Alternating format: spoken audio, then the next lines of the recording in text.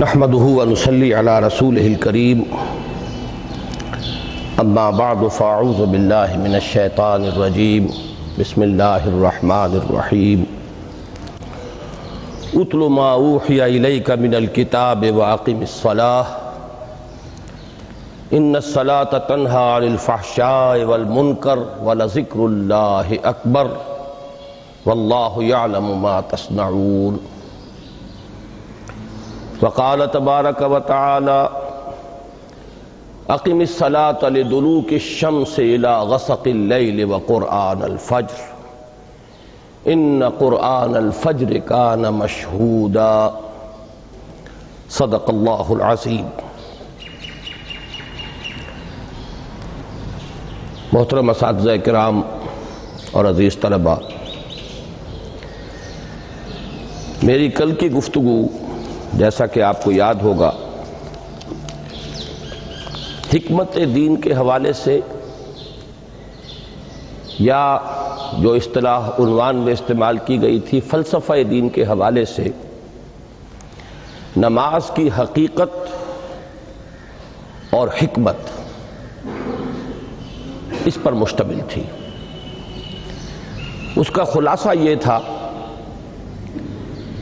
کہ حکمت دین کا اولین مسئلہ معرفت رب ہے۔ اسی کو ہم ایمان باللہ کہتے ہیں، اللہ کو پہچاننا اور ماننا۔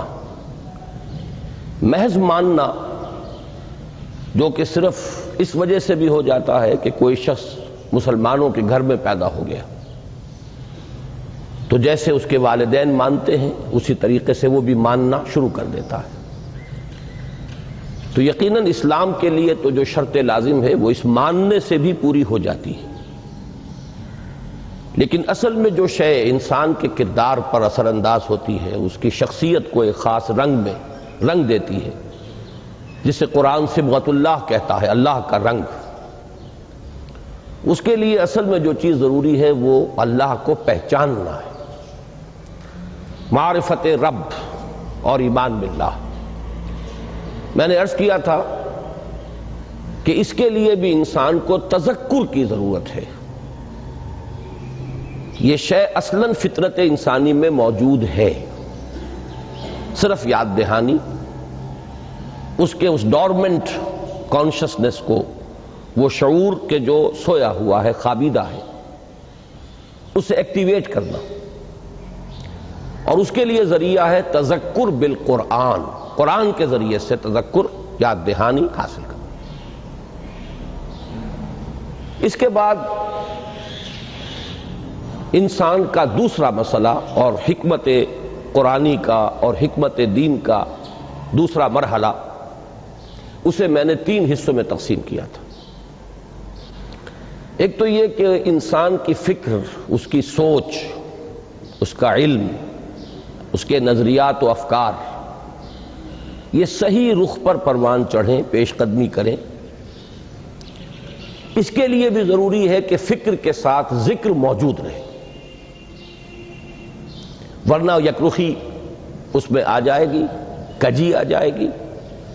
مولانا روم اور علامہ اقبال کے اشعار کے حوالے سے میں اسے مزید واضح کر چکا ہوں۔ این قدر گفتیں باقی فکر کن، فکر اگر جامد بوت رو ذکر کن، اور جزب قرآن زیغمی روباہی است، فقر قرآن اصل شاہنشاہی است۔ فقر قرآن اختلاط ذکر و فکر، فکر را کامل ندیدم جزب ذکر۔ اور اس ذکر کا سب سے مؤثر، سب سے عمدہ، سب سے اعلیٰ، سب سے جامع ذریعہ نماز۔ دوسری ضرورت انسان کے عمل کے درست رہنے کی ہے، عمل کج نہ ہو جائے، اس میں افراط و تفریط نہ ہو، عدم توازن نہ ہو، صراط سوی، درمیانہ راستہ، صراط مستقیم، سیدھا راستہ، قصد السبیل، وہ راستہ جو سیدھا انسان کو اپنے منزل مقصود تک پہنچا دے۔ یہ قرآن مجید کی 3 اصطلاحات ہیں، اس پر انسان کا قدم جمع رہے، ادھر ادھر کی پگڈنڈیوں پر وہ کہیں مڑ نہ جائے، نہ وہ نفس امارہ کے سے مرعوب ہو یا مغلوب ہو، نہ ماحول کے غلط اثرات سے متاثر ہو، نہ جذبات کے کسی طوفانی رو کے اندر بہہ جائے۔ اس کے لیے بھی ضرورت ہے ایک مستقل، زندہ، بیدار، حقیقی تعلق مع اللہ کی۔ اس تعلق مع اللہ کا بھی سب سے بڑا ذریعہ، سب سے اعلیٰ وسیلہ یہ نماز ہے۔ تیسری چیز میں نے عرض کی تھی جو ان سب کا مقصود ہے، اصل میں یہ تمام چیزیں بھی ایک سطح پر آ کر ذرائع کی حیثیت حاصل کر لیتی ہیں، حکمت دین کے اعتبار سے، فلسفہ دین کے اعتبار سے۔ ان سب کا اپنا ایک ہدف ہے اور اپنا ایک مقصود ہے، اور وہ ہے انسان کی روحانی ترقی، جس کے لیے تعبیر میں نے کل کی تھی اس اصطلاح کے حوالے سے جو حدیث نبوی میں آئی ہے، یتقرب الی عبدی بالنوافل وبالفرائض۔ تقرب الی اللہ، اللہ سے قریب ہوتے چلے جانا، اور یہ کوئی مادی قرب کا مسئلہ نہیں ہے، کوئی زمانی یا مکانی فصل ہمارے اور اللہ کے مابین موجود نہیں ہے۔ ہوا معکم اینما کنتم نحن اقرب الیہ من حبل الورید، لیکن یہ کہ ذہول، عدم توجہ، دوسری چیزوں میں دل کا لگ جانا اس طور سے کہ پھر محبت خداوندی کے لیے دل میں جگہ نہ رہنا، یہ چیزیں ہیں جو انسان کو اپنے رب سے دور کر دیتی ہیں۔ ورنہ پروردگار کی طرف سے تو ہر وقت ایک دعوت عام ہے کہ ہم تو مائل بکرم ہیں، کوئی سائل ہی نہیں، راہ دکھلائیں کسے، رہنو منزل ہی نہیں۔ وہ احادیث بھی موجود ہے کہ میرا بندہ میری طرف چل کر آتا ہے تو میں بھاگ کر آتا ہوں، وہ اگر بارش بھر آتا ہے میں ہاتھ بھر آتا ہوں۔ تو معلوم یہ ہوا کہ اللہ تعالیٰ کی طرف سے تو ہر وقت دعوت عام ہے، لیکن یہ کہ ذہول، عدم توجہی ہماری طرف سے۔ تو اس توجہ الی اللہ اور تقرب الی اللہ کا بھی سب سے اعلیٰ، سب سے عمدہ، سب سے جامع طریقہ اور ذریعہ نماز ہے۔ یہ ہے میری کل کی گفتگو کا خلاصہ۔ اب آج شاید وہ عنوان آج بھی لکھا ہوا سامنے موجود ہو، چونکہ عنوان معین کیا گیا ہے، میں اسی کے حوالے سے بات کروں گا۔ طالبان قرآن اور خادمان دین کے لیے نماز کی خصوصی اہمیت، اور اس پر میں بعد میں، جیسا کہ میں نے کل بھی عرض کیا تھا، تھوڑا سا اضافہ کروں گا۔ طالبان قرآن سے کیا مراد ہے؟ سب سے پہلے اس کو معین کیجئے۔ قرآن کا طالب، اس سے مراد ہے قرآن مجید سے علم صحیح، فہم صحیح اور ہدایت کا اخذ کر سکنا۔ اس کے لیے ذرائع ہے قرآن کا پڑھنا، یہ بھی اس کا ایک ذریعہ ہے۔ اس کے لیے ذرائع ہے قرآن پر غور و فکر، سوچ بچار، تدبر، یہ تمام چیزیں ذریعہ بنیں گی۔ اصل مقصود کیا ہے؟ طالب قرآن کا اصل ہدف کیا ہے؟ کیا چاہتا ہے وہ قرآن سے؟ معاذ اللہ طالب قرآن ایک ایسا بھی ہو سکتا ہے کہ جو صرف اس لیے کہ مجھے کوئی پیشہ اختیار کرنا ہے، اس کے لیے قرآن کو حفظ کر رہا ہو یا قرآن کو پڑھ رہا ہو، اس کو اس وقت اپنے ذہن سے نکال دیں۔ طلب قرآن سے صحیح مراد قرآن سے ہدایت اخذ کرنا، قرآن کے ذریعے اپنے فکر کو جلا دینا، اپنی مینٹل فیکلٹیز جو اللہ نے عطا فرمائی ہیں، فکر، سوچ بچار کی جو صلاحیتیں عطا فرمائی ہیں، ان کو پروان چڑھانا صحیح رخ پر۔ گویا کہ بات وہی ہو گئی جو کل میں بیان کر چکا ہوں، فکر انسانی کے صحیح رخ پر آگے بڑھنے اور پیش رفت کا معاملہ۔ اس کے لیے اب نوٹ کیجئے کہ اس ہدایت قرآنی اور صحیح علم و فکر قرآن سے مستفید ہونے کے لیے دو چیزیں شرط لازم ہیں۔ نمبر ایک، تصحیح نیت، جیسا کہ میں نے ابھی اشارہ کیا، علم دین کے حصول کے لیے ایک محرک یہ بھی ہو سکتا ہے کہ کہیں خطیب بننا ہے، امام لگنا ہے. اور اب تو آپ کو معلوم ہے چونکہ ہمارا ملک ایک غالب اکثریت اس کے رہنے والوں کی مسلمانوں پر مشتمل ہے، تو چاہے کوئی حقیقی یہاں پہ اسلامی نظام نہیں آیا، لیکن یہ کہ مساجد میں باقاعدہ اب ائمہ کے خطباء کے گریڈز مقرر ہیں. یہ بھی ایک پروفیشن ہے، یہ بھی ایک پیشہ ہے. یا یہ کہ جیسے کہ حدیث نبوی میں آیا ہے کہ جس شخص نے علم حاصل کیا کہ وہ علماء کی مجلس میں بیٹھ سکے، علماء کی محفل میں بار پا سکے، یا جاہلوں پر ناواقفوں پر روب گانٹ سکے، تو اس کے لیے شدید وعید ہے. گویا کہ وہ اپنا ٹھکانہ جہنم میں بنا رہا ہے. وہی علم کے جس کی بڑی فضیلت ہے، جس کی بڑی اہمیت ہے، جس کے بارے میں یہاں تک فرمایا گیا کہ عالم کے دوات کی سیاہی اور شہید کا خون یہ ہم وزن ہے اللہ کے میزان میں. اور ساری رات عبادت میں کھڑے رہنے سے اس رات کا 1 گھنٹہ علم کی کے درس و تدریس پڑھنے پڑھانے میں صرف کر دینا افضل ہے. ساری رات ایک شخص جاگتا ہے اور نوافل ادا کرتا ہے، اس کے مقابلے میں ایک شخص 1 گھنٹہ وہ علم کی تدریس کرتا ہے یا علم کی تحصیل کرتا ہے، یہ اس سے افضل ہے. اس علم کا یہ مقام، لیکن ساتھ یہ بھی کہ لِیُمَارِیَ بِهِ السُّفَہَاءُ اَوْ لِیُجَارِیَ بِهِ الْعُلَمَاءُ. اگر مقصد یہ ہو کہ انسان علماء کی محفل میں بیٹھ سکے، ان کی اصطلاحات میں گفتگو کر سکے، یہ نہ محسوس ہو کہ یہ شخص جو ہے یہ تو ہمارے مابین بیٹھنے کے قابل نہیں ہے، یہ ہماری اصطلاحات سے واقف نہیں ہے، اس لیے کچھ چیزوں کا علم حاصل ہو جائے. یا یہ کہ جو بے علم لوگ ہیں ان پر انسان دھونس جما سکے، روب گانٹ سکے. اس کے برعکس وہ حدیث بھی میں نے آپ کو سنائی ہے کہ حضور صلی اللہ علیہ وسلم نے فرمایا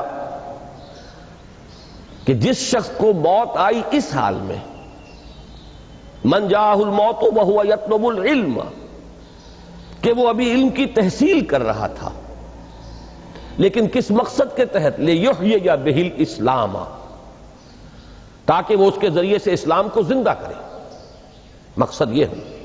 فَبَيْنَهُ وَبَيْنَ النَّبِيِّينَ دَرَجَةٌ وَاحِدَةٌ فِي الْجَنَّةِ، تو ایسے شخص کے اور انبیاء کرام کے درمیان جنت میں صرف 1 درجے کا فرق رہ جائے گا. تو معلوم ہوا کہ تصحیح نیت اس کی بڑی اساسی اہمیت ہے طلب علم میں، اور اس تصحیح نیت کے لیے لازم ہے وہی دوام ذکر الہی، دل کا اللہ کے ساتھ متعلق رہنا.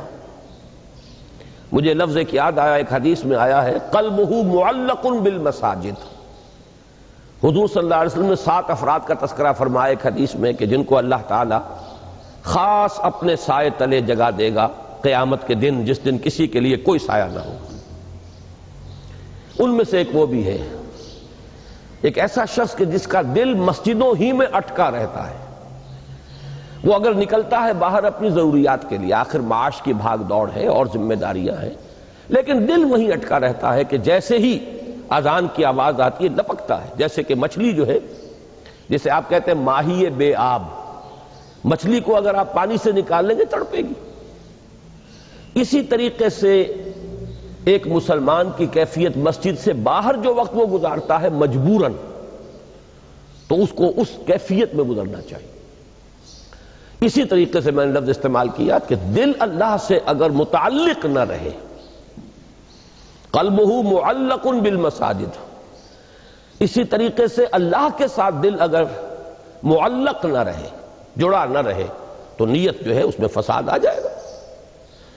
نیت ہی میں تو فساد ہے، جس کے لیے کہ شیطان دل میں پھونکے مارنے لگتا ہے. اور ذکر سے خالی قلب کے بارے میں یہ حدیث میں کل آپ کو بتا چکا ہوں. تو معلوم یہ ہوا کہ قرآن مجید سے صحیح فکر، صحیح علم، صحیح سوچ، حقیقی ہدایت کے اخذ کرنے کے لیے شرط لازم ہے تصحیح نیت. اس کے لیے لازم ہے دوام ذکر، اور دوام ذکر کا سب سے اعلیٰ، سب سے عمدہ، سب سے جامع طریقہ یہ کل ہم دیکھ چکے کہ ذکر کی میں نے آپ کو اقسام بتائی، ذکر غیابی، ذکر حضوری. پھر یہ کہ ایک ذکر صرف ذہنی و فکری ہے، اس کے ساتھ ایک ذکر وہ ہے جس میں عمل کو بھی شامل کر لیا گیا. یہ جملہ پہلو نماز میں جمع ہو گئے. ذکر غیابی بھی ہے، ذکر حضوری بھی ہے، خطاب بھی ہے، دعا بھی ہے، مخاطبہ و مکالمہ بھی ہے، ہم کلامی بھی ہے. الصلاۃ معراج المومنین اسی لیے اسے کہا گیا. پھر یہ کہ اس میں نہ صرف ہم کچھ کہہ رہے ہوتے ہیں بلکہ یہ کہ اس کے ساتھ جو ہمارا رکوع اور سجود ہے یہ گویا کہ عملاً اس وقت ہم تعظیم کر رہے ہوتے ہیں اللہ کی. تو پھر جوڑتے جائیے بات کو، اس لیے کہ یہ ربط قائم نہیں ہوگا تو پھر کوئی فائدہ نہیں ہوگا سوائے اس کے کہ ایک واعظ آپ نے سن لیا کہ طالب قرآن کے لیے صحیح معنی میں قرآن کی ہدایت سے استفادے کے لیے شرط اول جو شرط لازم کی حیثیت رکھتی ہے وہ ہے تصحیح نیت. اس کے لیے ضروری ہے دوام ذکر، اور ذکر کا جامع ترین، بلند ترین طریقہ، ذریعہ نماز ہے. اسی طرح طالب قرآن کے لیے ایک دوسری شرط ہے. وہ شرط یہ ہے کہ جیسے جیسے علم اور ہدایت حاصل ہو اس کے ساتھ ساتھ عمل بھی فوراً شروع ہو جائے. اس میں اگر گیپ واقع ہو جائے گا، ایک بات سمجھ میں آ گئی ہے، ذہن پر منکشف ہو گئی، دل نے گواہی دے دی کہ ہاں بات ٹھیک ہے، دیکھنا تقریر کی لذت کے جو اس نے کہا میں نے یہ جانا کہ گویا یہی میرے دل میں تھا، میری فطرت یہی کہہ رہی ہے، مجھے اپنے اندر سے اسی بات کی گواہی مل رہی ہے. اب ذہن اور قلب کا متفقہ فیصلہ ہو چکا کہ یہ صحیح ہے. اب اگر فوری طور پر عمل اس رخ پر نہ مڑے، اگر موڑنے کی ضرورت ہو، پہلے سے اس پر انسان عامل ہے تو مزید انشراح ہوگا، مزید انبساط ہوگا، مزید اس پر اعتماد پیدا ہوگا، مزید اطمینان حاصل ہوگا. یہی وہ لفظ ہے کہ جو آیا ہے بلند ترین کیفیت کے لیے نفس انسانی کے نفس مطمئنہ، یا ایتھا النفس المطمئنہ ارجعی الی ربک راضیۃ مرضیہ. تو پہلے سے اس پر عامل ہے تو مزید اطمینان، مزید انشراح پیدا ہوگا. نہیں ہے تو اب اس کی طرف رخ کو موڑنا لازم ہے. یہ نہیں کریں گے تو وہی گیپ شروع ہو جائے گا. لما تقولون ما لا تفعلون، کیوں کہتے ہو جو کرتے نہیں. یہاں سے جو گیپ شروع ہوتا ہے انسان کے فکر و عمل کا گیپ کہہ لیجئے، علم و عمل کا فصل کہہ لیجئے، قول و فعل کا تضاد کہہ لیجئے، یہی ہے کہ جو آگے بڑھ کر یہی وہ روگ ہے، یہی وہ مرض ہے. قرآن مجید میں بار بار آیا ہے فی قلوبہم مرض فزادہم اللہ مرضا. یہ روگ ہے جو ترقی کر کے پھر اس مقام تک انسان کو لے جاتا ہے جو کھلم کھلا اور صریحاً کفر سے بھی اللہ کو زیادہ مبغوض اور ناپسند ہے، یعنی نفاق. اب اس عمل کے لیے بھی یہ کل ہم دیکھ چکے، اس عمل کے لیے لازم ہے وہی تعلق مع اللہ، اور اس کے ذریعہ وہی ذکر دوام، ذکر مدام، اور اس کے لیے اس کی بلند ترین جامع ترین صورت نماز. اب یہی دیکھیے سورہ بنی اسرائیل کی جو 2 آیات میں نے آپ کو، بلکہ ایک ہی آیت میں پڑھ سکا، دوسری رہ گئی، اس میں اسی کی طرف اشارہ ہے. اقیم الصلاۃ لدلوک الشمس الی غسق اللیل وقرآن الفجر. نماز کو قائم رکھو سورج کے ذرا ڈھلنے سے لے کر رات کے گہرے ہو جانے تک. یہ ہے ایک دوام صلاۃ. یہ آیت جو ہے اس کے الفاظ پر غور کیجئے. قائم رکھو نماز کو لدلوک الشمس الی غسق اللیل. سورج جب نصف النہار پر ہوتا ہے، ذرا سا ڈھل گیا مغرب کی طرف، یہ اس کا دلک ہے دلوک الشمس. اور جب غروب ہو گیا اور اس کے بعد رات تاریک ہو گئی، رات تاریکی کا پردہ خوب گہرا دبیز ہو گیا، تو یہ غسق اللیل ہے. یہاں سے وہاں تک تو نماز کو قائم رکھنا ہے. اس کی کچھ نہ کچھ کیفیت انسان کو محسوس بھی ہوتی ہے ذاتی طور پر، خاص طور پر سردیوں کے موسم میں دن چھوٹے ہوتے ہیں، تو پھر آپ کو معلوم ہے کہ ذرا سا سورج ڈھلا ہے تو ظہر، بمشکل 1 گھنٹہ گزرے گا، 1.5 گھنٹہ عصر، پھر بمشکل 1 گھنٹہ سوا گھنٹہ مغرب، پھر گھنٹہ 1.5 گھنٹہ عشاء۔ اور اس میں جو شخص واقعتاً نماز کا پابند ہو اس کے لیے تو مسجد کی آمد و رفت ہے مسلسل، گویا کہ وہ نماز ہی میں ہے۔ یہ تو ایسے ہی ہے کہ جیسے آپ نماز کے دوران بھی تو سلام پھیر لیتے ہیں نا، ابھی آپ نے 4 رکعت سنت کی ادا کر لی، سلام پھیر لیا، اب آپ نماز میں نہیں ہیں، اس کے بعد پھر اب آپ کھڑے ہوئے ظہر کی جماعت میں، پھر نماز میں آ گئے، اس کے بعد پھر سلام پھر گیا، اب آپ نماز میں نہیں ہیں، لیکن در حقیقت یہ پوری ایک نماز ظہر ہے۔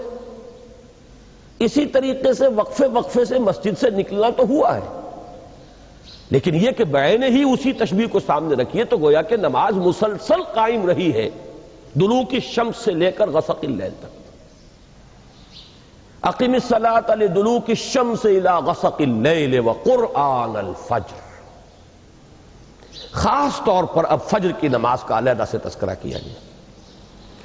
اس میں چونکہ طول قنوت یعنی زیادہ دیر تک کھڑے رہنا، لمبی قرات، یہ گویا کہ اس کے لوازم میں سے، اسی لیے صلاۃ الفجر نہیں کہا اسے، وقرآن الفجر، اور التزام رکھو فجر کو قرآن کا، یعنی نماز میں قرآن مجید کو زیادہ سے زیادہ پڑھنا، زیادہ سے زیادہ اس کی تلاوت۔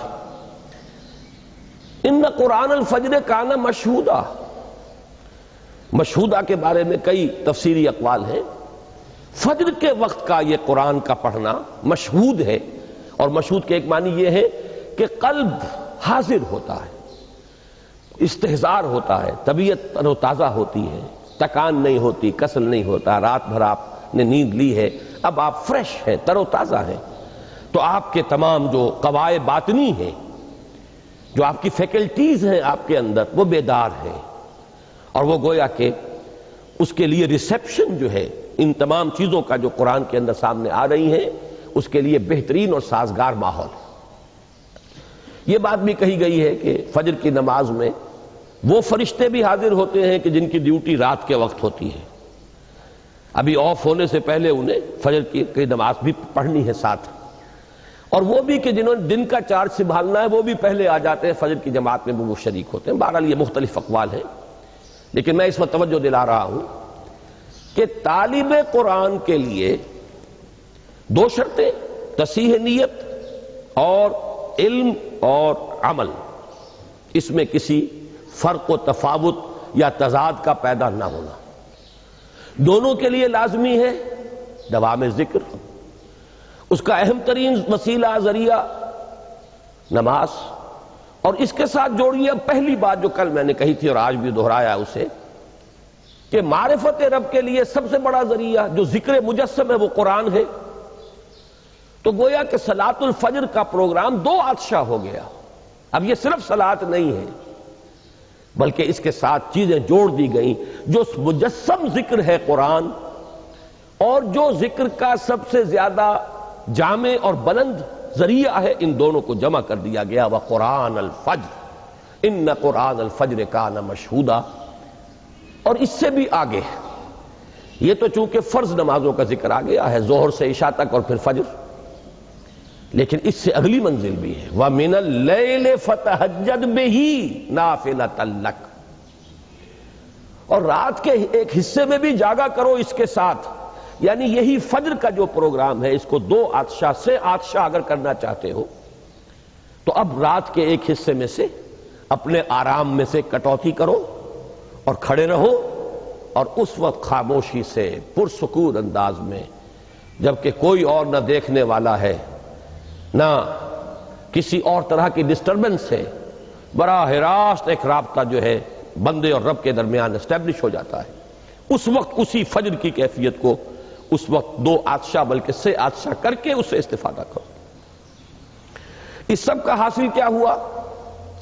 اس سب کا حاصل وہ ہے جو اقبال کے اس شعر میں ہے کہ چون بجاں در رفت جہاں دیگر شود، جہاں چو دیگر شد جہاں دیگر شود۔ جب یہ قرآن کسی کے اندر اتر جاتا ہے، اس کے اندر تبدیلی آ جاتی ہے، اندرونی کیفیات، اندرونی احساسات، اندرونی میلانات، اندرونی رجحانات، انہی کو ہم کہیں گے جو اقدار ہیں، جو ویلیوز ہیں، ان میں انقلاب آ جائے گا۔ اور جب یہ انقلاب اندر سے آئے تو پھر یہ نہایت محکم، نہایت پائیدار انقلاب ہوتا ہے، اور بہت پرتاثیر انقلاب ہوتا ہے کہ ایک فرد کے انقلاب سے ایک عالمی انقلاب کا جو پروسیس ہے انیشیٹ ہو سکتا ہے۔ اس جیسے آپ کہتے ہیں کہ چراغ سے چراغ جلتا ہے، دیے سے دیا روشن ہوتا ہے، اسی طریقے سے ایک شخص کے اندر یہ کامل انقلاب، صحیح انقلاب، اب اس انقلابی پروسیس کو جو ہے انیشیٹ کر دے گا، شروع کر دے گا۔ اسی لیے کہا چوں بجاں در رفت جہاں دیگر شود، جہاں چوں دیگر شد جہاں دیگر شود۔ اس جہاں دیگر شود کے دو حصے ہو گئے، ایک تو اس کے لیے زمین اور آسمان بدل گئے، پہلے وہ کچھ اور نظریات تھے، اب کچھ اور نظریات ہیں، پہلے نقطہ نظر اور تھا، اب نقطہ نظر اور ہے۔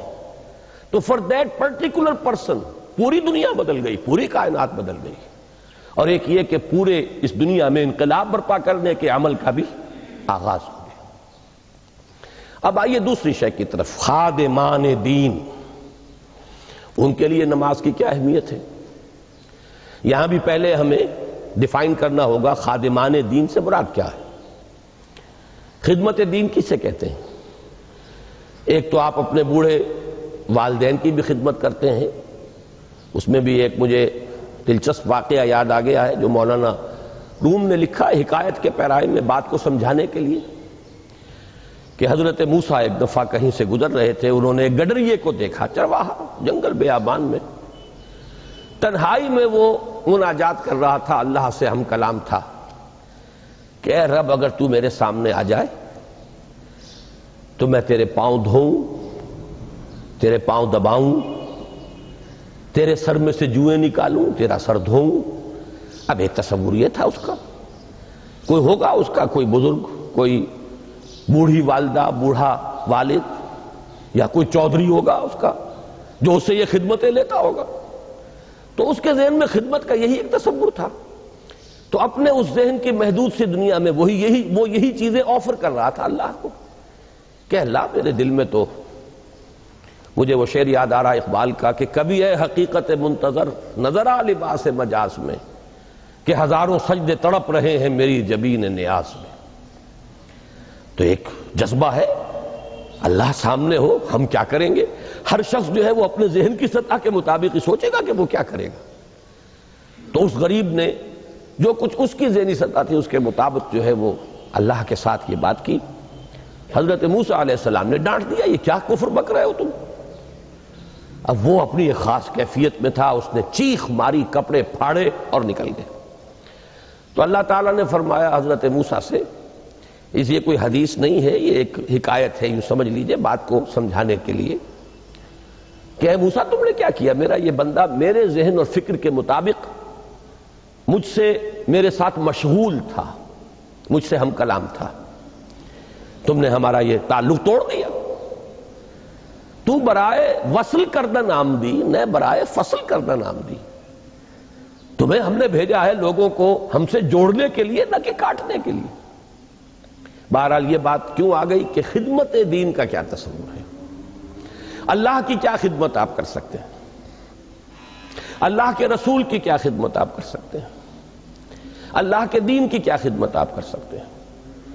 اس لیے کہ اللہ اور اس کے رسول کے لیے لفظ نصرت تو قرآن مجید میں آیا، یا ایھا الذین آمنوا کونوا انصار اللہ، اے اہل ایمان اللہ کے مددگار بن جاؤ۔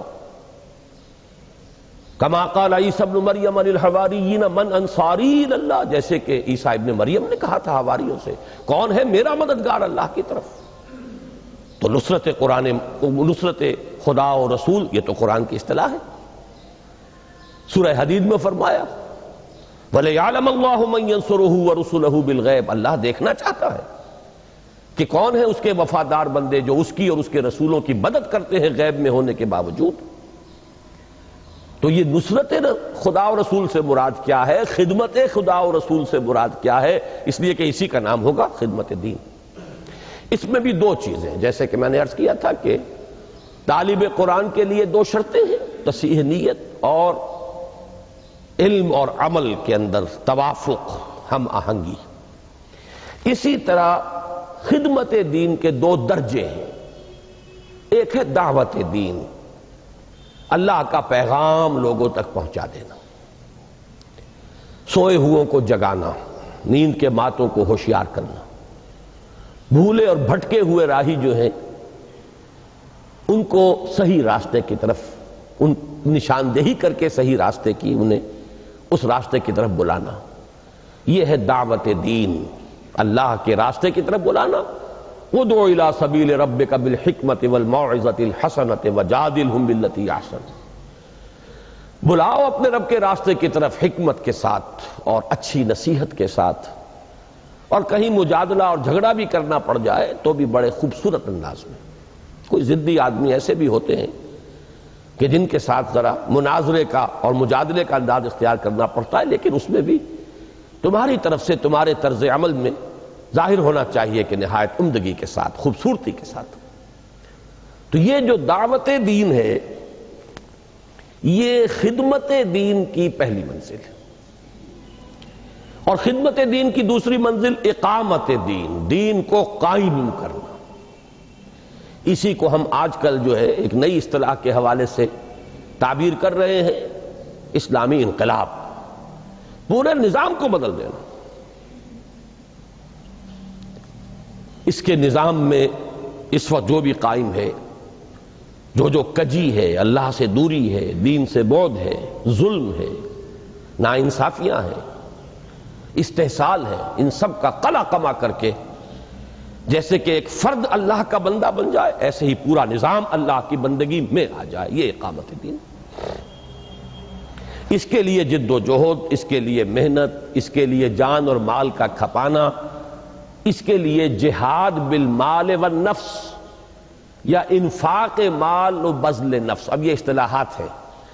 جہاد کے معنی کشاکش، رسہ کشی، کہ ایک طرف وہ ہیں جو باطل کے علمبردار ہیں، وہ چاہتے ہیں کہ باطل نظام یہاں پر قائم رہے، یا کوئی اور ہیں جو کسی اور باطل کے پیروکار ہیں، وہ چاہتے ہیں کہ وہ باطل نظام یہاں آ جائے.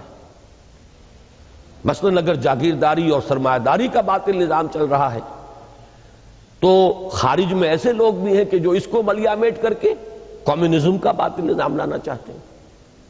تو دو قوتیں ہو گئی. ایک وہ جو سٹیٹس کو رکھنا چاہیے، جو نظام ہے وہ رہے، جاگیردار اور سرمایہ دار تو یہ چاہیں گے کہ نظام بالکل بدلے ہی نہ، جیسا ہے ویسا رہے، اس لیے کہ ان کے مفادات اس سے وابستہ ہیں، انہیں وہاں مراعات ملی ہوئی ہیں، ان کی حیثیتیں ہیں. جہاں قبائلی نظام ہے، قبائلی سردار جو ہے وہ کبھی نہیں چاہے گا کہ وہ نظام ختم ہو جائے. تو ایک قوت تو وہ ہے جو چاہتی ہے کہ جو نظام ہے وہ برقرار رہے، سٹیٹس کو، نو چینج واٹس ایور. وہ دفاع کرتی ہے وہ قوت ہر اس قوت کے مقابلے میں کہ جو کوئی کسی نوعیت کی بھی تبدیلی لانا چاہے. پھر یہ کہ تبدیلی کا بھی ایک دوسرا نقطہ نظر بھی موجود ہے، کمیونزم ہے. اس کے ماننے والے، اس کے چاہنے والے، اس کے لیے محنت کرنے والے، جد و جہد کرنے والے وہ بھی میدان میں ہیں. اب اس حال میں جو اللہ کے چاہنے والے، اللہ کے دین کے ماننے والے، اللہ کے دیے ہوئے نظام کو برپا کرنے کی جد و جہد کریں گے تو رسہ کشی تو ہوگی، کشاکش ہو کر رہے گی. اس کشاکش کے لیے قرآن مجید نے دو اصطلاحات استعمال کی ہیں. یا تو جہاد، اور جہاد میں دو چیزیں کھپیں گی، جان اور مال. تو جہاد بالمال والنفس، یہ ایک اصطلاح ہے. نمبر دو انفاق. انفاق کے معنی کیا ہے؟ کھپا دینا، خرچ کر دینا، جان کا کھپانا، مال کا کھپانا. انفاق مال و بذل نفس، یہ میں نے وضاحت کر دی اصطلاحات کی. تو گویا کہ خدمت دین سے مراد ہے یہ. اب اس کے لیے لازم ہے مسلسل جد و جہد، مسلسل کشاکش، مسلسل کشمکش، مسلسل قربانی، مسلسل مقابلہ. اس کے لیے قرآن مجید کی اصطلاح ہے صبر و مصابرت. یا ایھا الذین آمنوا اصبروا وصابروا ورابطوا واتقوا اللہ لعلکم تفلحون. اہل ایمان خود صبر کرو، ڈٹے رہو، جمے رہو، ہر نوع کی مخالفت کو جھیلو، تکلیف کو برداشت کرو، جو مصیبت آئے جھیلو، جو قربانی دینی پڑے دو، یہ ہے صبر۔ وَصَابِرُوا، مصابرت باب مفعلہ، جو تمہارے مقابلے میں تمہاری جو مخالف قوتیں صبر کر رہی ہیں ان کے صبر پر بازی لے جاؤ۔ وہ بھی تو صبر کر رہے تھے۔ ابو جہل نے بھی گردن کٹوائی کہ نہیں کٹوائی اپنے باطل دین اور باطل عقائد کے لیے؟ چڑھ کر آئے کہ نہیں آئے؟ تو اگر تمہارا صبر ان کے صبر سے بڑھ کر نہیں ہوگا، تمہارا صبر ان کے صبر کو مات نہیں دے دے گا، تو تمہاری بازی مات ہو جائے گی۔ اللہ تعالیٰ نے اس دنیا کو کچھ اصولوں پر بنایا ہے۔ اس کی خصوصی نصرت اور مدد اسی وقت آتی ہے جب اس کے بندے ثابت کر دیں کہ انہوں نے اپنا سب کچھ لگا دیا، کھپا دیا، انہوں نے کسی چیز کو بچا کر نہیں رکھا ہے۔ تو چھپا چھپا کے نہ رکھی سے تیرا آئینہ ہے وہ آئینہ کہ شکستہ ہو تو عزیز تر ہے نگاہ آئینہ ساز میں۔ اگر یہ ثابت کر دیں لوگ، پھر اللہ کی نصرت آتی ہے۔ متى نصر اللہ الا ان نصر اللہ قریب۔ تو صبر اور مصابرت، یا ایھا الذین آمنوا اصبروا وصابروا ورابطوا، اور اس صبر اور مصابرت کے لیے ایک لفظ اگر چاہیے تو اس کا نام ہے استقامت۔ کھڑے رہنا، ڈٹے رہنا، جمے رہنا، استقامت۔ اس کے لیے دیکھیے قرآن مجید میں پھر بات وہی آئے گی۔ 2 مرتبہ تو سورہ بقرہ میں بتایا گیا کہ صبر کہاں سے ملتا ہے، قوت کہاں سے ملے گی، استقامت کے لیے تمہاری سورس آف سٹرینتھ کیا ہے۔ ایک مرتبہ تو بنی اسرائیل جو سابقہ امت تھی، جو معزول کیے گئے، تو مسلمان امت مسلمہ جو ہے وہ اس منصب پر فائز ہوئی، ان کا قبلہ منسوخ ہوا اور کعبہ جو ہے وہ اب امت مسلمہ کا مرکز اور قبلہ قرار پایا۔ تو جو معزول ہو رہی تھی امت، اس میں سے بھی جو بچے کھچے ایسے لوگ تھے کہ جن میں کوئی حق کو قبول کرنے کی استعداد یا صلاحیت باقی تھی، ایک تو ان سے خطاب کیا گیا ہے سورہ بقرہ کے 5ویں رکوع میں مثبت انداز میں۔ آگے پھر تنقید شروع ہو جاتی ہے، تمہارے اندر یہ خرابیاں ہیں، یہ تمہاری بدعمالیاں ہیں، لیکن 5واں رکوع جو ہے وہ مثبت انداز میں دعوت ہے، جس کا آغاز ہوتا ہے یا بنی اسرائیل اذکروا نعمتی التی انعمت علیکم وانی فضلتکم علی العالمین۔ یا ایھا الذین آمنوا وأوفوا بعہدکم، اپنے عہد کو پورا کرو۔ لیکن یہ کہ اس کا اختتام ہوتا ہے کہ آسان کام نہیں ہے ایک نئی نبوت اور نئی رسالت کو تسلیم کر لینا۔ تعصب پیدا ہو چکا ہے، عصبیت پیدا ہو چکی ہے، اپنی برتری کا احساس پیدا ہو چکا ہے۔ اب ایک امی قوم میں اللہ نے ایک نبی کو کھڑا کر دیا، ان کے پندار کے لیے ایک بہت بڑا چیلنج۔ تو یہ جو مشکل اور کٹھن مرحلہ تھا، اس کو آسان بنانے کے لیے اس رکوع کے آخر میں فرمایا وَاسْتَعِینُوا بِالصَّبْرِ وَالصَّلَاةِ، مدد حاصل کرو 2 چیزوں سے، صبر سے اور نماز سے۔ گویا کہ یہ صبر اور صلاۃ جڑے ہوئے ہیں، یہ باہم لازم و ملزوم ہیں، انسیپریبل ہیں، ان کو ایک دوسرے سے جدا نہیں کیا جا سکتا۔ پھر اب غور سے سنیے، یہ ترتیب ہے۔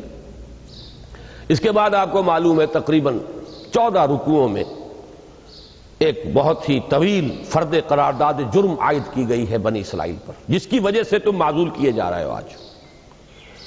پھر بات آئے گی حضرت ابراہیم کی، خانہ کعبہ کی تعمیر کی، اور پھر تحویل قبلہ کی، اور اس کے بعد اب جو نئی امت اس منصب پر فائز ہوئی، اب اس سے خطاب شروع ہوگا یا ایھا الذین آمنوا استعینوا بالصبر والصلاۃ ان اللہ مع الصابرین۔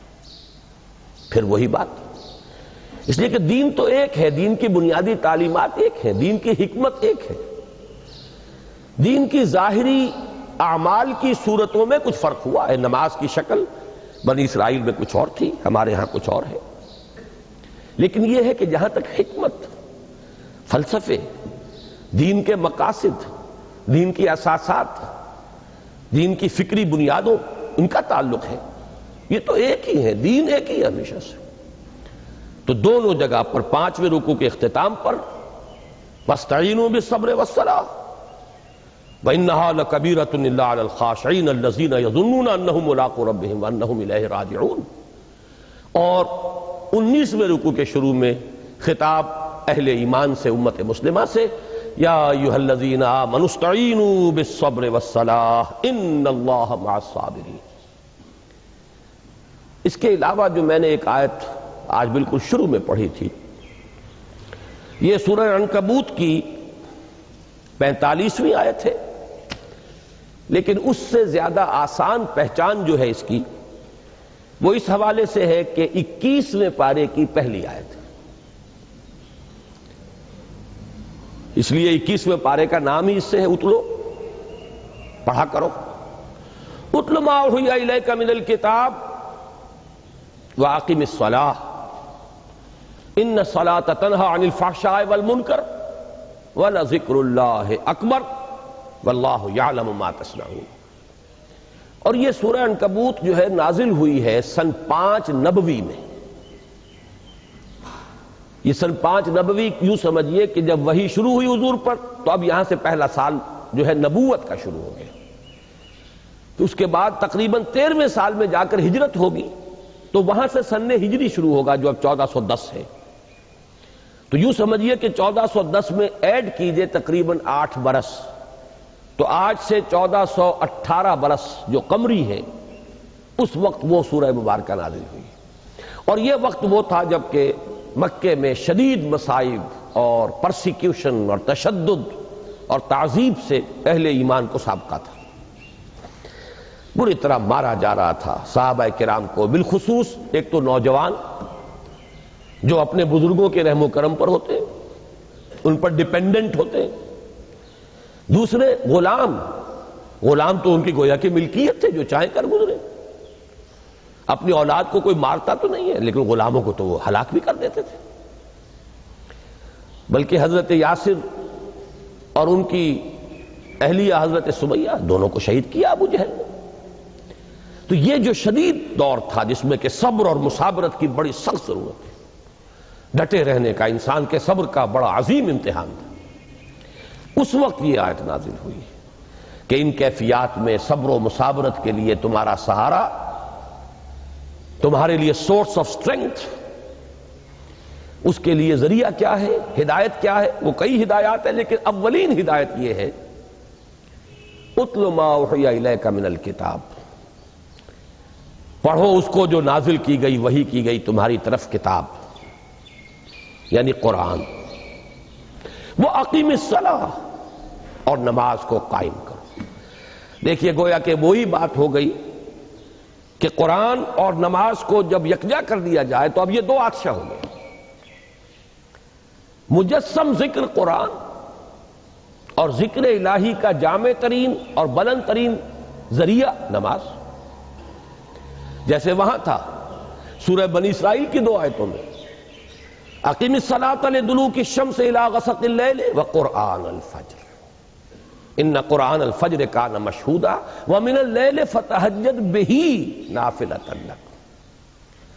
صرف یہ کہ یہاں ترتیب جو ہے اس کے برعکس ہے، وہاں پہلے نماز کا ذکر ہے اس کے بعد قرآن کا، یہاں پہلے قرآن کا ذکر ہے اس کے بعد نماز کا۔ اتل ما اوحی الیک من الکتاب واقم الصلاۃ ان الصلاۃ تنہی عن الفحشاء والمنکر۔ یہ نماز بے حیائی کے کاموں سے اور منکر بدی کے کاموں سے روکنے والی شے، بشرطے کہ وہ نماز ہو، وہ محض ایک رسم نہ ہو۔ رہ گئی رسم ازاں روح بلالی نہ رہی، فلسفہ رہ گیا تلقین غزالی نہ رہی۔ اگر وہ نماز شعور کے ساتھ ہے، اپنی تمام باطنی کیفیات کے ساتھ ہے، اپنی تمام ظاہری قیود اور ظاہری جو اس کے آداب ہیں ان کے ساتھ ہے، تو اس کا لازمی نتیجہ یہ نکلے گا، اللہ تعالیٰ فرما رہے ہیں تنہی عن الفحشاء والمنکر۔ گویا کہ انسان کی ذاتی سیرت و کردار کی تعمیر کے لیے بھی یہی نماز سب سے بڑا ذریعہ ہے۔ وَلَذِكْرُ اللَّهِ اکبر، یہ آیت بڑی عظیم ہے۔ اللہ کا ذکر بہت بڑی شے ہے، سب سے بڑی شے ہے۔ یہ گویا کہ کل جو کچھ میں نے عرض کیا تھا اور آج جو میں نے آغاز میں اس کا خلاصہ دہرایا ہے، یہ اس کا گویا کہ نہایت جامع الفاظ میں اللہ تعالیٰ کی طرف سے اس کی تعبیر ہے۔ اللہ کا ذکر سب سے بڑی شے، اس لیے کہ حکمت کا پہلا مرحلہ، پہلا مسئلہ معرفت رب، اس کے لیے تذکر بالقرآن، اس کا دوسرا مرحلہ فکر صحیح کی پیش قدمی اور پیش رفت، اور عمل صحیح کا برقرار رہنا اور روحانی ترقی، اس کے لیے ضروری دوام ذکر، اور ذکر کی بلند ترین اور جامع ترین صورت نماز۔ اس اعتبار سے والا ذکر اللہ اکبر، اللہ کا ذکر سب سے بڑی شے ہے۔ واللہ یعلم ما تصنعون، اور اللہ خوب جانتا ہے جو کچھ کہ تم کر رہے ہو۔ تو معلوم یہ ہوا، اب ہم جس جگہ تھے اپنی بحث کے اعتبار سے، خدمت دین کے دو درجے، دعوت دین اور اقامت دین یا اسلامی انقلاب، دین کے غلبے کی جد و جہد، اس کے لیے بھی ہر قدم پر، ہر لحظہ صبر و مثابرت اور تعلق مع اللہ کی ضرورت ہے۔ اور ان آیات کے حوالے سے بات سمجھ میں آ گئی کہ اس کے لیے بھی ذریعہ قرآن، نماز ہے اور قرآن ہے، اور جہاں یہ دونوں جمع ہو جائیں تو کیا کہنے، نور علی نور، یہ دو عطشہ اور سے عطشہ ہے۔ یہ تو آپ کے عنوان کے حوالے سے بات ہو گئی۔ اب چند باتوں کا جیسا کہ میں نے عرض کیا تھا میں اضافہ کروں گا۔ پہلی بات تو جو ابھی میں نے کہی ہے اس کی تھوڑی سی مزید وضاحت۔ قرآن حکیم سے یہ معلوم ہوتا ہے کہ انفرادی سیرت و کردار کی تعمیر، جسے علامہ اقبال کی اصطلاح میں کہنا چاہیے تعمیر خودی، اس کے لیے جو پروگرام اللہ نے دیا ہے، اس کی جو اساسات ہیں، لفظ اساسات کو سمجھیے، ایک مکان آپ نے بنانا، سب سے پہلے بنیادیں بھرتے ہیں آپ، بنیاد ہی معین کرے گی کہ اب مکان کا نقشہ کیا ہوگا، اور بنیاد ہی معین کرے گی کہ مکان مضبوط کتنا ہوگا۔ بنیاد آپ نے کسی اور طرز کی رکھی ہے تو عمارت تو کسی اور طرز کی نہیں بنا سکتے، نقشہ تو اب وہی رہے گا جو بنیاد میں پڑ گیا۔ اور مضبوطی کے لیے بھی، عمارت کے لیے اولین اور اہم ترین شے تو اسی بنیاد کی مضبوطی ہے، اساس، بنیاد۔ تو تعمیر سیرت کے لیے جو پروگرام قرآن نے دیا ہے، اللہ نے دیا ہے، اس کی اساس آپ دیکھیں گے کہ اس میں گویا کہ جتنی چیزیں اللہ تعالیٰ نے ہمارے لیے تجویز فرمائی ہیں، ہمیں تلقین فرمائی ہیں، ان میں گویا کہ پورے حصار کی حیثیت، فصیل کی حیثیت نماز کو حاصل ہے۔ اس کے لیے دو مقامات منتخب نصاب میں یہ موجود ہیں، دونوں اسباق، ان کی طرف صرف اشارہ کر رہا ہوں کہ سورہ مومنون کا پہلا رکوع، قد افلح المومنون الذین هم فی صلاتهم خاشعون، کامیاب ہو گئے وہ اہل ایمان جو اپنی نمازوں میں خشوع اور خضوع اور حضور قلب اور اللہ تعالیٰ کے سامنے حاضر ہونے کا احساس جو ہے وہ موجود رکھتے ہیں۔ اور پھر بہت سے اوصاف بیان کر کے آخر میں پھر فرمایا والذین هم علی صلواتهم یحافظون، اور وہ لوگ کہ جو اپنی نمازوں کی محافظت کرتے ہیں، پوری حفاظت۔ ایک میں نماز کے باطن کی طرف اشارہ ہے، باطنی کیفیت خشوع اور خضوع، اور دوسرے میں نماز کے نظام کی طرف اشارہ ہے، اس پر میں ذرا تفصیلی بات بعد میں کروں گا۔ لیکن معلوم ہوا کہ اس پورے پروگرام کا اول و آخر نماز ہے۔ یہ مضمون اور زیادہ نکھر کر آیا ہے سورہ معارج میں، جہاں انسان کو تعبیر کیا گیا ہے کہ جیسے ایک کچی شے ہے جسے پکانا مقصود ہے۔ ان الانسان خلق ہلوعا، انسان اپنی خلقت کے اعتبار سے، سرشت کے اعتبار سے تھڑ دلا ہے، کمزور ہے، کم ہمت ہے۔ اس کا مطلب کیا ہے؟ اذا مسہ الشر جزوعا واذا مسہ الخیر منوعا، کوئی تکلیف آتی ہے تو چیختا پکارتا ہے، نالا و شیون، فریاد، یعنی تحمل نہیں ہے، برداشت نہیں، جھیلنے کی صلاحیت اور استعداد نہیں۔ اور کچھ مل گیا مال تو پھر بڑا روک روک کر رکھتا ہے، اب بخل ہے، بخیل بن گیا ہے، کسی اور کو اس سے کوئی فائدہ نہ پہنچ جائے۔ یہ ہے انسان کے تھڑ دلے پن کی، جو اس کی سرشت کے اعتبار سے، اس کی خلقت کے اعتبار سے، اس کی طبیعت کے اعتبار سے اس میں خامی ہے۔ اس خامی کو اب پختہ کرنا ہے، اسی کا نام تعمیر سیرت ہے۔ بقول علامہ اقبال کے خام ہے جب تک تو ہے مٹی کا ایک انبار، تو پختہ ہو جائے تو ہے شمشیر بے زنہار تو۔ اس خام ہی کو تو پختہ کرنا ہے نا، یہ میں سے خام جو ہے اسی کو آپ نے اب بنانا ہے، جو کچھ بنانا ہے اسی کو سونا بنائیں گے۔ لہذا اس کا پروگرام شروع ہوا تو یہاں بھی آپ دیکھیں گے کہ اس تعمیر سیرت یا تعمیر خودی یا انسانی شخصیت کی پختگی اور میچورٹی اور استحکام کے پروگرام میں پہلے الذین هم علی صلاتہم یحافظون، جی دائمون، الذین هم علی صلات الا المصلین، بلکہ زیادہ توجہ کے قابل یہ لفظ ہے کہ یہاں تو گویا کہ مومن اور مصلی، نماز پڑھنے والا، یہ ہمارے پنجاب کے دیہات کا مصلی نہیں، غریب جسے کہ آپ بہت بنظر استحقار دیکھتے ہیں، مصلی تو بہت بڑی بات ہے قرآن مجید کی روح سے، کہ اس تھڑ دلے پن سے نجات کون پا سکتے ہیں؟ الا المصلین الذین هم علی صلاتہم دائمون، جو اپنی نمازوں پر مداومت کرتے ہیں، پابندی۔ میں نے جیسا کہ عرض کیا تھا، اس کا مجھے اگلے اپنی گفتگو کے حصے میں ذکر کرنا ہے مزید۔ یہاں سے بات چلی تو پھر اختتام ہوگا اسی پر، والذین هم علی صلاتہم یحافظون اولئک فی جنات مکرمون، جو لوگ اپنی نمازوں کی حفاظت کرتے ہیں۔ تو پہلی بات نوٹ کر لیجئے کہ تعمیر سیرت، تعمیر شخصیت، تعمیر خودی، انسان کی شخصیت کا پختہ ہونا، اس میں سے خام کا سونا بننا، اس کا سارا جو ہے دار و مدار جس پروگرام پر ہے، اس پروگرام کا اول و آخر نماز ہے۔ گویا کہ اس پورے پروگرام کو اگر ہم ایک شہر سے تعبیر کریں تو اس شہر کی فصیل جو ہے وہ نماز ہے۔ اب آئیے دوسری بات کی طرف، یہ میری گفتگو کا آخری حصہ ہے۔ میں نے عرض کیا تھا کہ 4 باتیں مجھے عرض کرنی ہیں، 2 آپ کے عنوان کے حوالے سے تھی، 2 اضافی ہیں۔ ابھی جیسا کہ میں نے 2 مرتبہ اشارہ کیا، قرآن مجید میں صرف نماز ادا کرنے یا نماز پڑھنے کا ذکر کہیں نہیں ہے، نماز قائم کرنے کا ذکر۔ نماز صرف ایک انفرادی شے کی حیثیت سے نہیں فرض کی گئی، اس کا ایک اجتماعی نظام بنایا گیا ہے، اقامت الصلاۃ، نماز کو قائم کرنا۔ اس قائم کرنے میں 2 پہلو ہو جائیں گے، ایک تو ہوگا انفرادی خالص، وہ تو یہ ہے کہ ایک ایک فرد جو کھڑا ہے اس میں خشوع ہو، حضور ہو، استحضار قلب ہو، لیکن نظام جو ہے اس کے لیے ہے وہ محافظت اور مداومت۔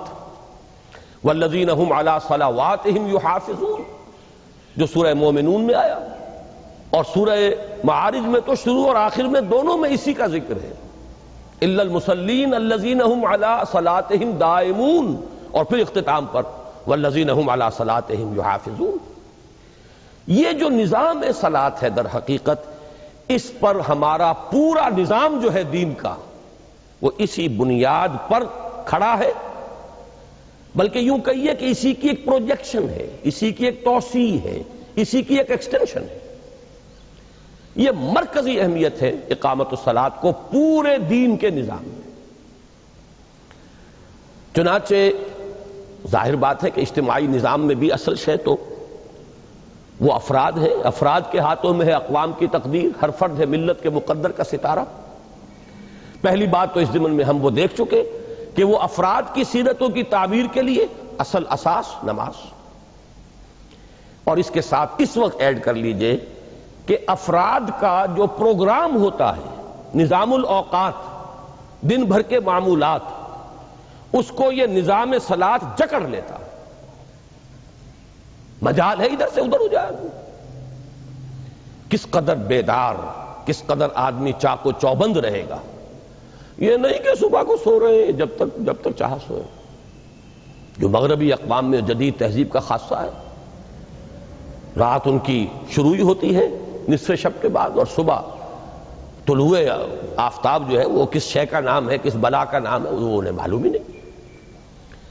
لیکن یہاں تو یہی ہے کہ طلوع آفتاب سے بہت پہلے آپ اٹھیں گے، 1 گھنٹہ پہلے اٹھیں گے تو نماز باجماعت ادا کر سکیں گے فجر کی۔ اس لیے کہ آپ کو معلوم ہے تقریباً 1.5 گھنٹے کے لگ بھگ پہلے اذان ہوتی ہے، طلوع فجر جس کو ہم کہتے ہیں، اس کے ساتھ آپ اٹھیے، تب آپ باجماعت نماز فجر ادا کریں۔ تو جکڑ دیا ایکٹیو، پھر ظہر، عصر، مغرب، عشاء۔ صرف یہ حکمت اللہ نے رکھی ہے کہ آخر انسان کی معاشی ضروریات بھی ہیں، اس کی کسی دفتر میں اسے جانا ہے، ذمہ داری ہے اس کی، دکان پر جانا ہے، اس کے لیے ایک وقفہ رکھ دیا ہے جو تقریباً 7-8 گھنٹے کے مساوی بن جاتا ہے۔ اس میں کوئی نماز فرض نہیں کی، یہ تو اللہ کا بنایا ہوا نظام ہے نا، اس لیے اس کے اندر ساری حکمتیں ہیں۔ اللہ جانتا ہے انسان میں میں نے کیا کچھ رکھا ہے، اس کی کیا ضرورتیں ہیں، اس کے کیا حوائج ہیں۔ کوئی فرض نماز نہیں ہے فجر سے ظہر تک۔ گویا کہ آدمی اپنی کسی معاشی جد و جہد میں اگرچہ نفل نمازیں آ جاتی ہیں، ایک طلوع کے فوراً بعد ہے، تھوڑی دیر کے بعد، جسے آپ اشراق کہتے ہیں، ایک اور نماز صلاۃ الضحیٰ، یہ تقریباً یوں سمجھیے کہ جیسے ظہر ہے نصف النہار کے بعد، اسی طرح اس سے کچھ پہلے یہ صلاۃ الضحیٰ۔ اگر کسی شخص کے لیے ممکن ہے، اس کے معمولات جو ہیں وہ اس طرح کے ہو سکتے ہیں، وہ ادا کرے، بہت بڑی فضیلت ہو جائے گی۔ لیکن یہ کہ فرض نماز نہیں رکھی۔ البتہ پھر لِدُلُوكِ الشَّمْسِ إِلَىٰ غَسَقِ اللَّيْلِ، وہ آیت میں آپ کو سنا چکا ہوں، أَقِمِ الصَّلَاةَ لِدُلُوكِ الشَّمْسِ إِلَىٰ غَسَقِ اللَّيْلِ۔ اب تو نماز ہی نماز ہے، جانا ہے اور آنا ہے، کوئی تھوڑا سا کام کیجئے، ذرا سے بھی آپ غافل ہو جائیں گے، نماز باجماعت نکل گئی۔ اب وہ آپ نماز ادا کر لیں گے، قضا کر لیں گے، وہ نماز باجماعت اور اقامت کا جو تصور ہے نماز کا، وہ فوت ہو گیا، وہ ختم ہوا۔ وہ فضیلت اب کسی طور سے حاصل نہیں ہو سکتی۔ لہذا یوں سمجھیے کہ فرد کی زندگی کو بھی اس کے نظام الاوقات کو جکڑ لینے والی شے، اور اس میں بیداری، ہوشیاری، چوکسی، اس کو برقرار رکھنے والی سب سے بڑی شے نماز ہے۔ اب اس سے آگے آئیے، اجتماعیت کی پہلی اینٹ یہ ہے کہ کون مسلمان ہے اور کون نہیں ہے، اس کی علامت معین ہونی چاہیے۔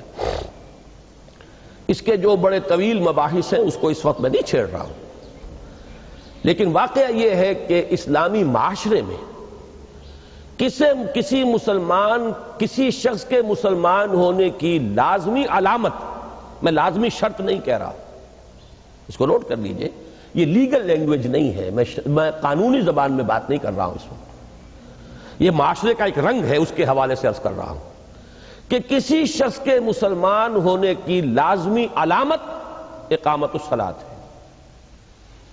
یہی وجہ ہے کہ دور نبوی میں جو کٹر منافق تھے انہیں بھی نماز پڑھنی پڑتی تھی باجماعت، اس لیے کہ وہ اپنے آپ کو مسلمانوں میں کاؤنٹ کرانا چاہتے تھے۔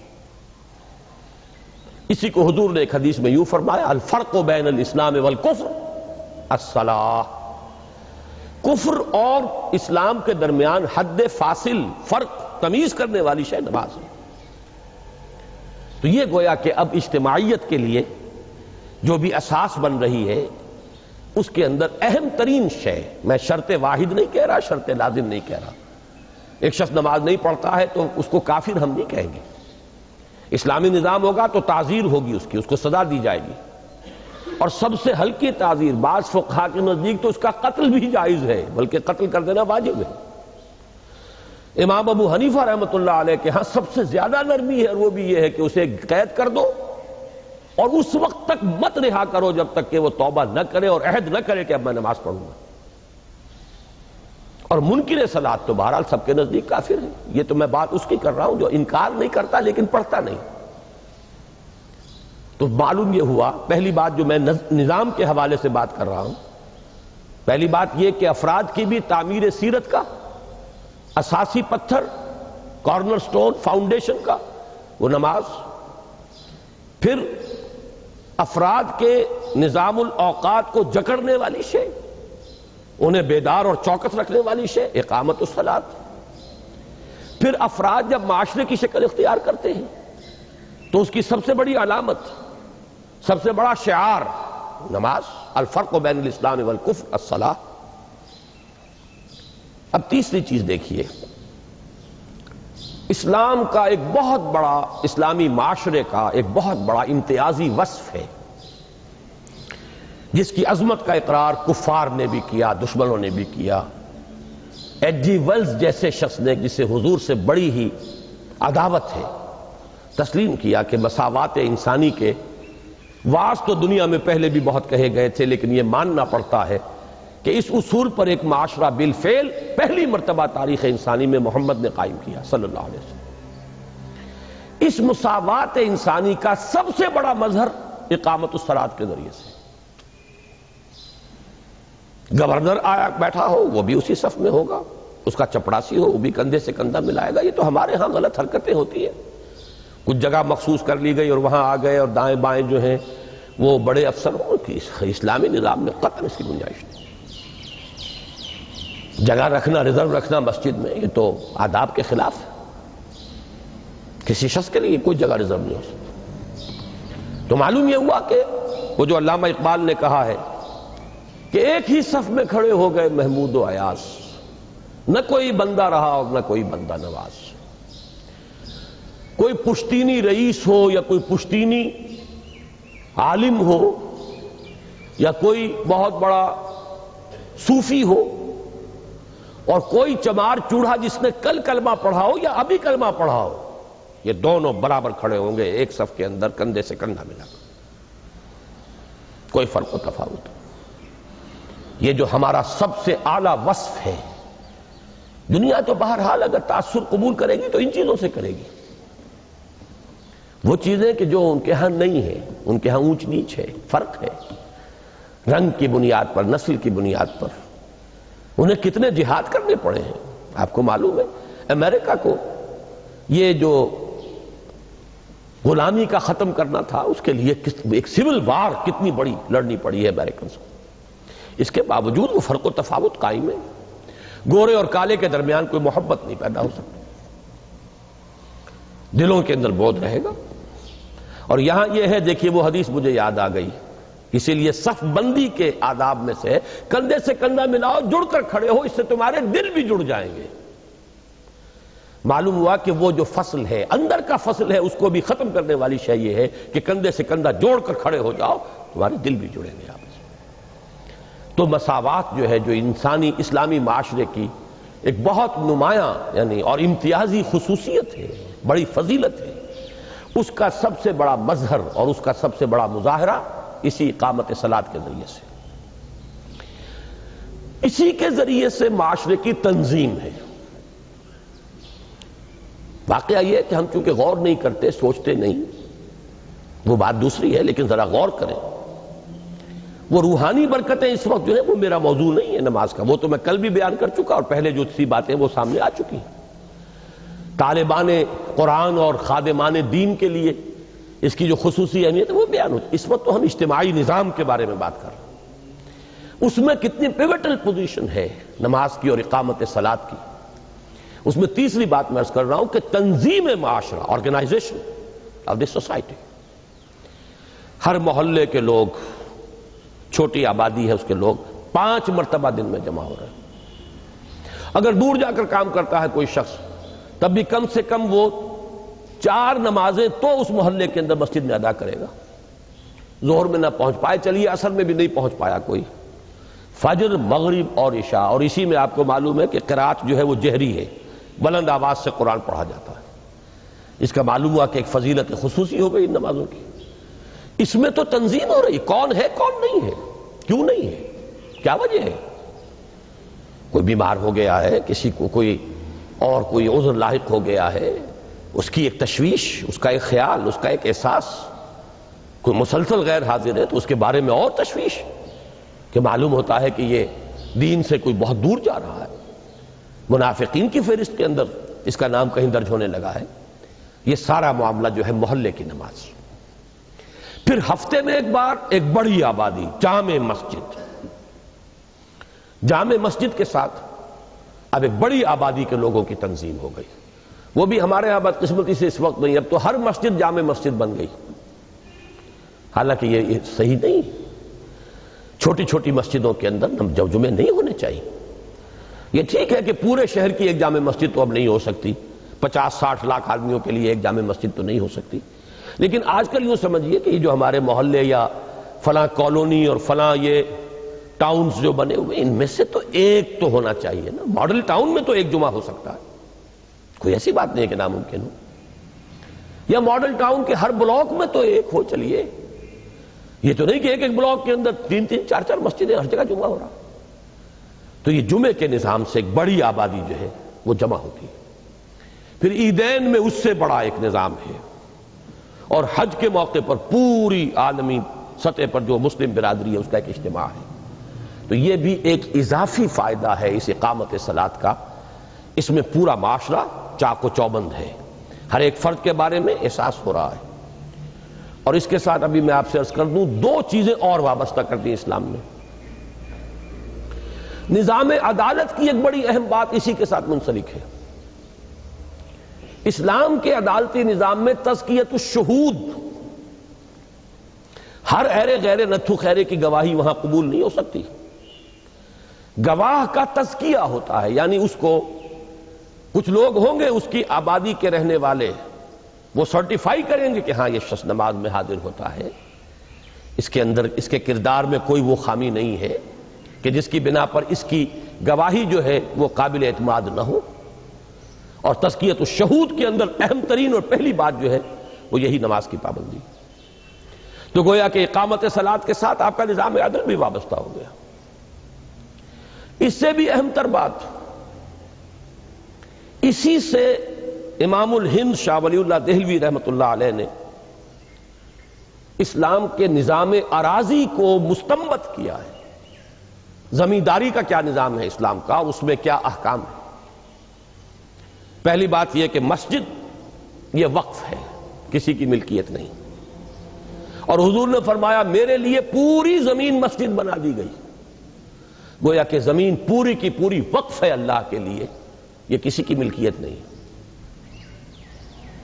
یہ ذرا ٹیڑھا مسئلہ ہے, تفصیل میں نہیں جاؤں گا, اس وقت میں گنوا رہا ہوں. آپ کے ذہنوں میں سوالات اٹھ جائیں گے, پھر اس سے مطالعے کے لیے ایک تحریک پیدا ہوگی, جذبہ ابھرے گا, سوچیں گے, غور کریں گے.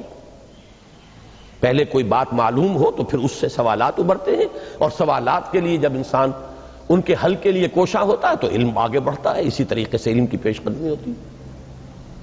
نمبر 2, اسی سے مستنبط کیا گیا ہے کہ جیسے نماز کی جگہ پر جو شخص آ کر بیٹھ گیا اسے کوئی وہاں سے اٹھا نہیں سکتا. یہ نہیں کہ اب بڑا چودھری آ گیا تم ہٹ جاؤ, یا فلاں صاحب آ گئے پہلی صاحب خالی کر دو, ختم. الاقدم و فالاقدم, جو پہلے آیا اسی کا حق ہے. اسی پر ہے بنیاد اس کی کہ بنجر زمین, بے آباد زمین جو شخص آباد کر لے وہ اسی کے پاس رہے گی. Nobody can dislodge him from there, ہٹا نہیں سکتے آپ اس کو.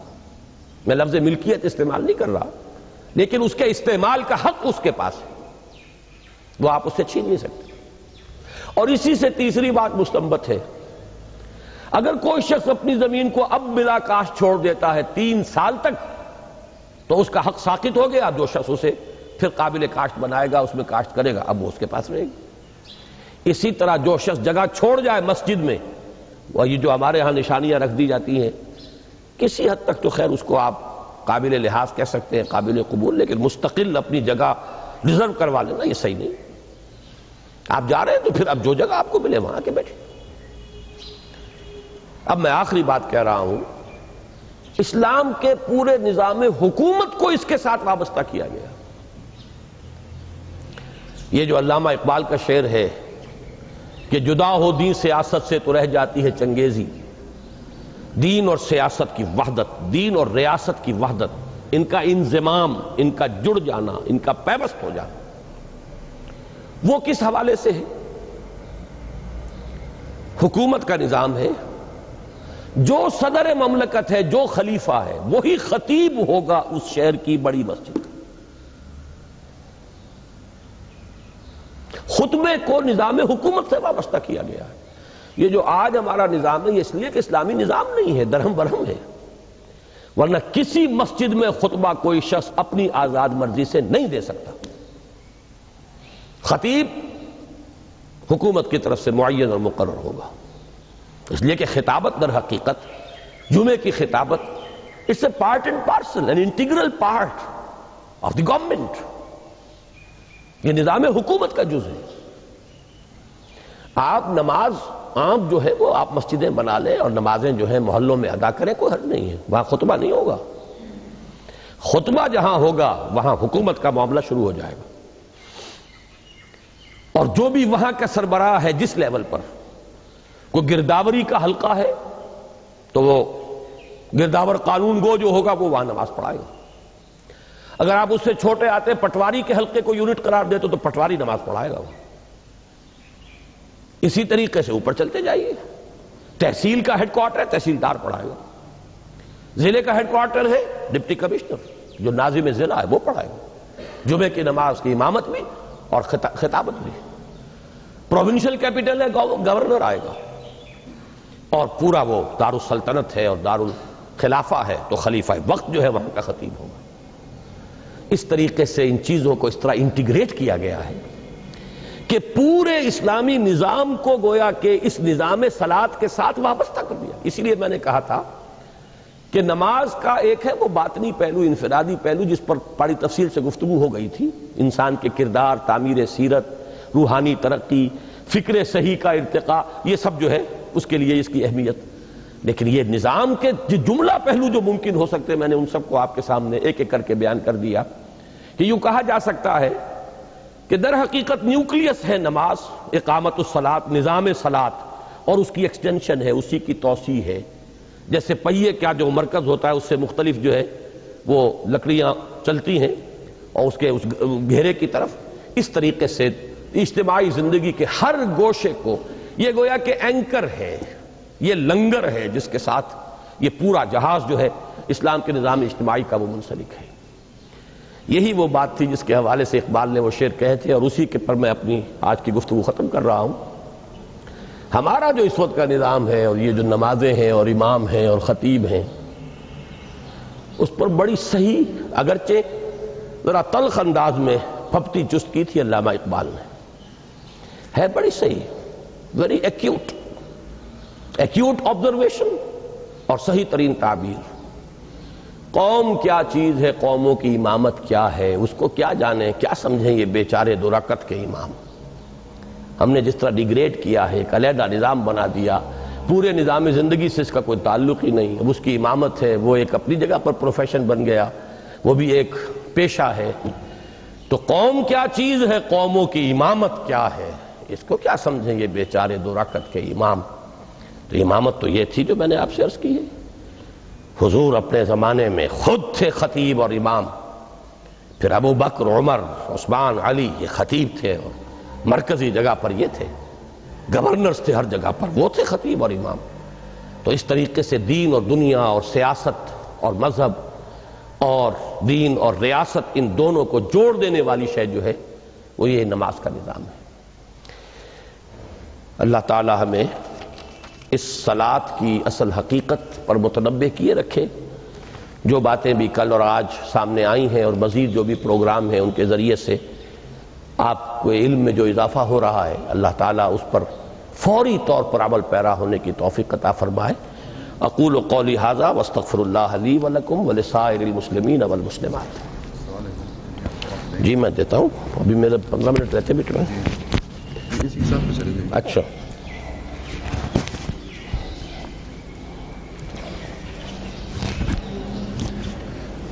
جیسے میں نے پہلے بتایا تھا کہ آپ اپنے ذہن کو کل کے جو خطابات تھے اور آج کے جو خطابات ہیں اس کے متعلق کوئی بھی سوال ہو تو انشاءاللہ ڈاکٹر صاحب اس کو جواب دیں گے، اور میں سمجھتا ہوں کہ یہ 15 یا 20 منٹوں کا بہت قیمتی مصرف ہوگا اگر آپ اپنے کچھ شکوک و شبہات، کسی پوائنٹ کی مزید وضاحت چاہتے ہیں۔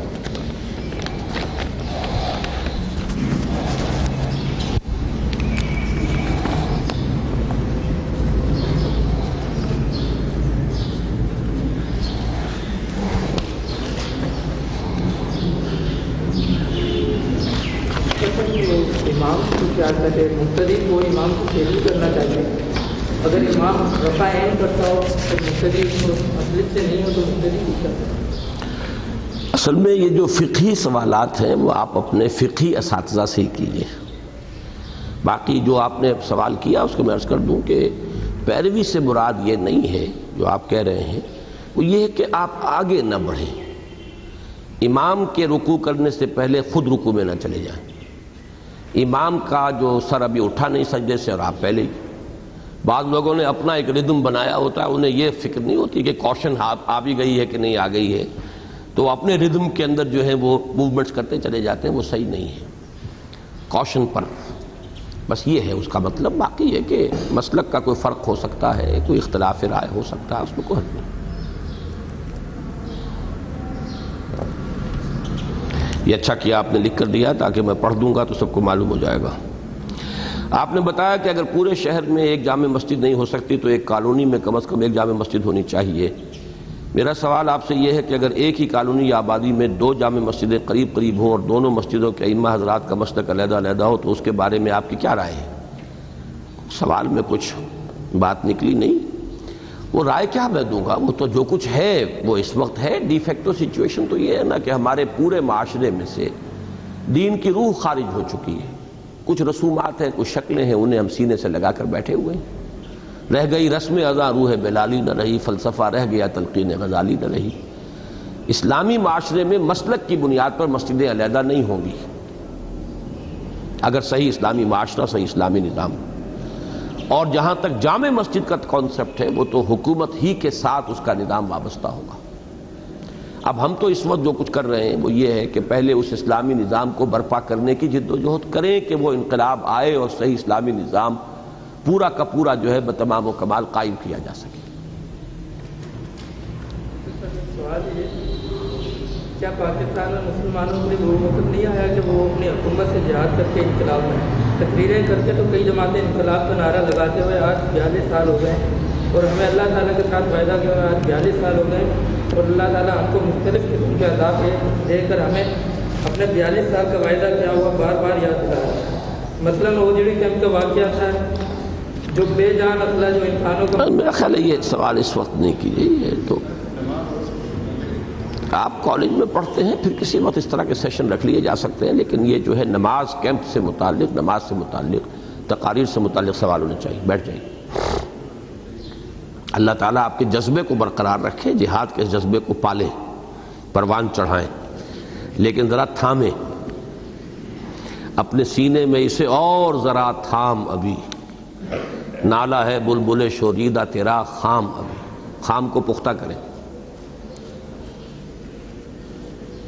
میرا خیال ہے نہیں ہے، بس ٹھیک ہے، تکلف کی کیا ضرورت ہے. سبحانک اللہم و بحمدک، نشہد ان لا الہ الا انت، نستغفرک و نتوب الیک.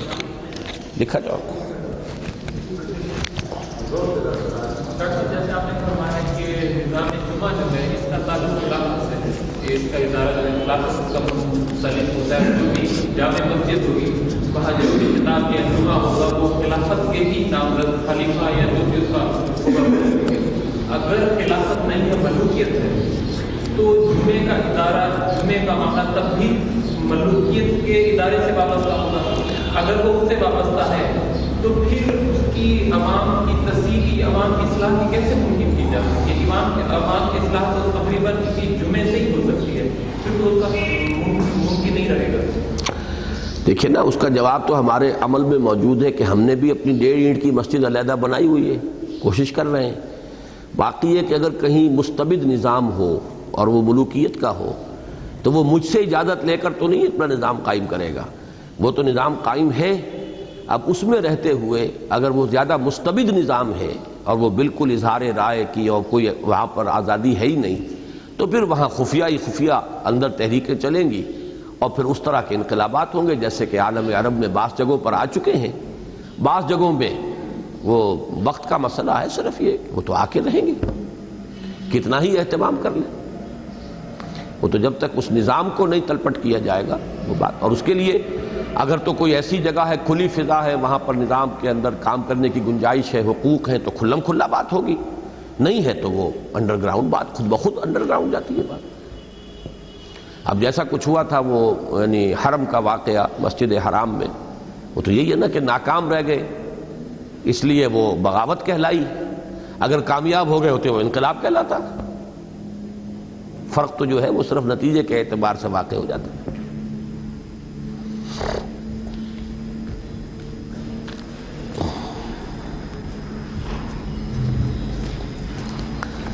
عالم کے دوات کی سیاہی اور شہید کے خون اللہ کے میزان میں برابر ہے، اس کی وضاحت فرمائیں۔ مزید وضاحت آپ کو کیا چاہیے؟ یہ علم کی فضیلت کے بیان میں حضور صلی اللہ علیہ وسلم نے مختلف تعبیرات اختیار کی ہیں۔ عام طور پر مذہبی مزاج جو ہوتا ہے عوام الناس کا، اس بات کو سمجھ لیں، ان کے ذہنوں میں مذہب کا سارا تعلق عبادات سے وابستہ ہو جاتا ہے۔ علم کی اہمیت ان کے سامنے نہیں ہوتی۔ علم، فکر، سوچ، دانش، عبادات، وہ یہی سمجھیں گے کہ نیکی کا جذبہ جتنا پروان چڑھا اور نفلیں پڑھ لو، اور نفلیں پڑھ لو، اور ذکر کر لو۔ تو اس سے اس کیفیت کو بدلنے کے لیے حضور صلی اللہ علیہ وسلم نے مختلف تعبیرات کے ذریعے سے علم، حصول علم، اور ظاہر بات ہے علم کے لیے پڑھنا پڑھانا ضروری ہے۔ خیرکم من تعلم القرآن وعلمہ، کہیں یہ الفاظ استعمال کر لیے، کہیں یہ کہ ان کو موازنہ کر کے بتایا کہ ساری رات نوافل میں گزارنے سے 1 گھنٹہ علمی مشغلے میں حسن نیت کے ساتھ، نیت صحیح ہو تو یہ اس سے بہتر ہوگا۔ تو اس طریقے سے موازنہ کیا جاتا ہے۔ تو اسی حوالے سے ایک تمثیل یا تشبیہ اس موازنے کے لیے حضور نے یہ اختیار فرمایا۔ سبحانک اللہم و بحمدک، نشہد ان لا الہ الا انت، نستغفرک و نتوب الیک۔